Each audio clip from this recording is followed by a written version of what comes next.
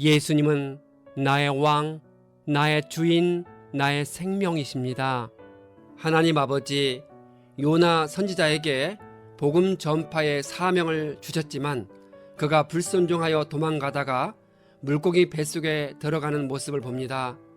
요나가 구원은 여호와께 속하였다는 고백을 했을 때 주님께서 그를 살리셔서 니느웨를 구하셨습니다. 포악한 아시리아의 수도 니네 백성과 육축을 귀하게 여기시는 하나님의 마음을 깨닫고 공감할 수 있도록 도와주옵소서. 예수님의 이름으로 기도합니다. 아멘. 오늘 읽을 말씀은 요나 1장부터 4장입니다. 이 말씀의 핵심은 첫째, 선지자 요나가 하나님의 얼굴을 피해 다시스로 도망가다가 큰 물고기에게 먹혔습니다.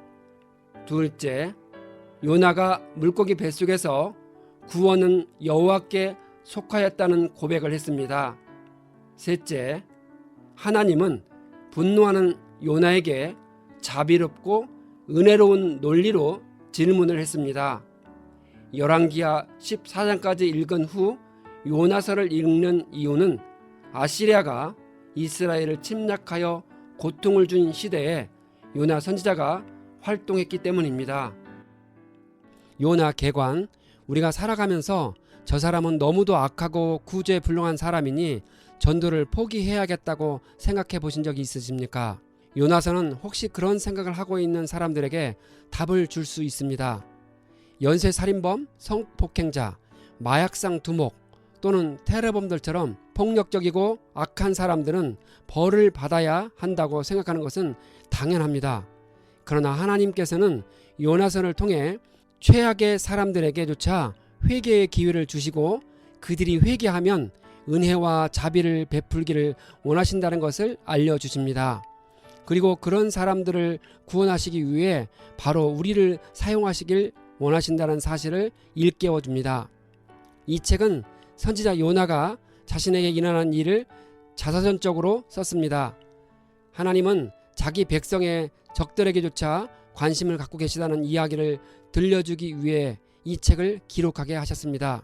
하나님은 요나서를 통해 소매에 따르기를 거부하는 선지자를 어떻게 은혜의 도구로 사용하시는지 보여줍니다. 이 책은 아마도 주전 785년에서 750년 사이에 어느 시기에 기록되었을 것입니다. 그때는 북왕국 이스라엘에서 여로보암 2세가 통치하던 시기였습니다. 북왕국 이스라엘은 강력한 통치자 여로보암 2세에 의해 그 영향력과 국력이 많이 회복되었지만 아시리아는 니느웨를 수도로 삼으면서 중근동의 패권 국가로 더욱더 무자비하게 악한 길로 가고 있었습니다. 하나님은 그런 무자비한 아시리아의 수도 니느웨에 가서 심판을 선포하고 회개를 촉구했습니다. 요나는 자신의 고국인 이스라엘을 처참하게 괴롭히는 적국에 가서 하나님의 은혜의 복음을 선포해야 했습니다.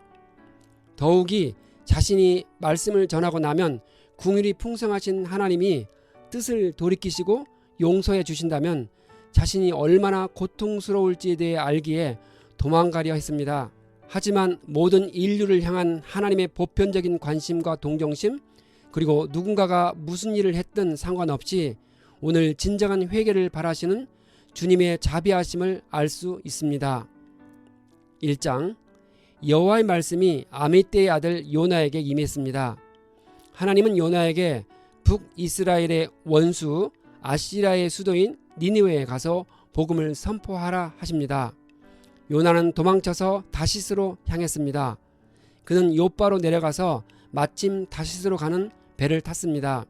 여호와께서 바다에 폭풍을 보내 심히 어렵게 되었습니다. 요나는 배 밑층에서 자다가 들켜서 하나님께 기도해 달라는 간청을 듣습니다. 선원들이 제비를 뽑아 재난의 원인자를 찾았더니 요나가 걸렸습니다. 선원들은 요나에게 자초지종을 들었습니다. 요나는 자기가 하나님을 섬기는 사람인데 불순종했다고 고백합니다. 요나는 바다를 진정시키려면 자기를 들어서 바다에 던지라고 합니다. 선원들은 두려웠지만 요나를 바다에 던졌더니 바다가 잠잠해졌습니다. 하나님은 우리의 관심을 끌어서 우리의 믿음을 세워주시기 위해 때로는 우리의 눈에 특이하게 보이는 방법으로 일하십니다.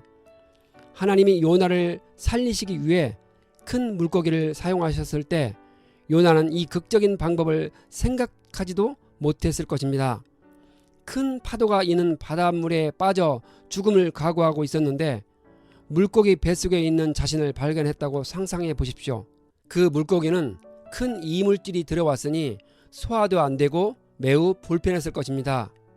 이 물고기가 어떤 종류인지는 알 수 없습니다.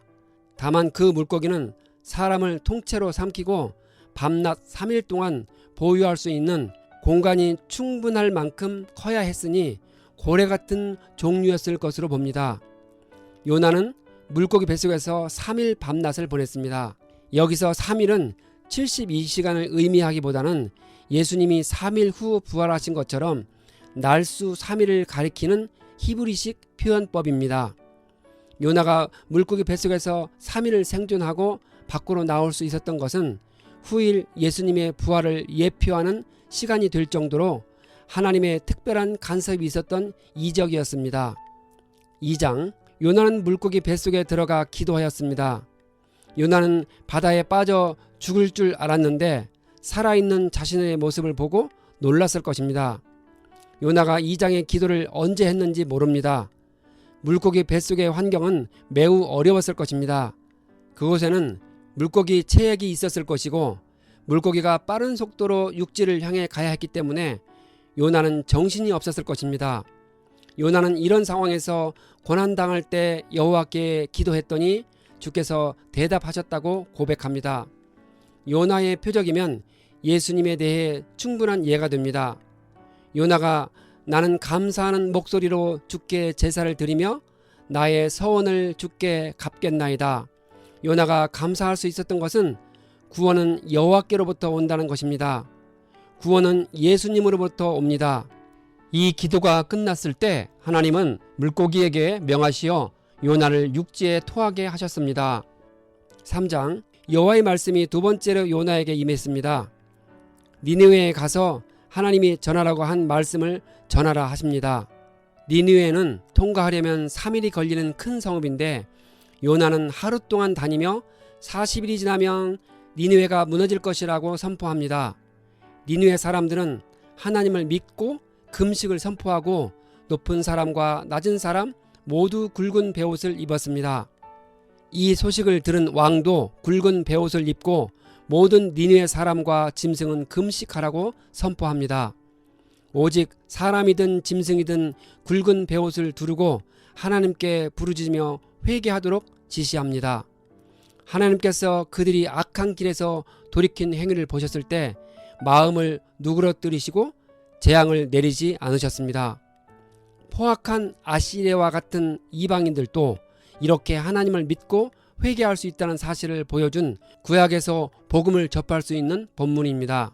4장, 왜 요나는 니느웨 백성들이 회개하는 모습을 보고 그토록 성내며 싫어했을까요?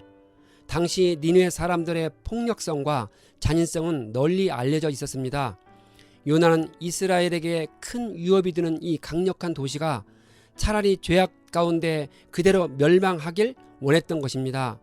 하지만 자신의 말을 듣고 그들이 구원을 받게 되자 그 사실에 성이 나고 화가 나니 차라리 자기가 죽기를 바랐던 것입니다. 요나는 여호와께 따지듯이 기도를 했습니다. 이미 고국에 있을 때 이 문제에 대해 서로 대화가 있었던 것을 유추할 수 있습니다. 요나의 취지는 자신이 니느웨에 가서 40일이 지나면 그 도시가 망한다고 선포했을 때 그들이 회개하니 하나님은 뜻을 돌이키실 것인데 그 바보 같은 일을 왜 자기가 해야 하는지 물었던 것입니다. 요나는 하나님께 자기 생명을 거두어 가시길 간구했습니다. 하나님은 화를 내는 요나에게 내가 옳으냐라고 묻습니다. 요나가 성읍 밖으로 나가 초막을 짓고 성 안을 관찰했습니다. 여호와께서 박넝쿨을 준비하셔서 요나 머리 위로 자라게 하여 그늘을 만들어 주셨습니다.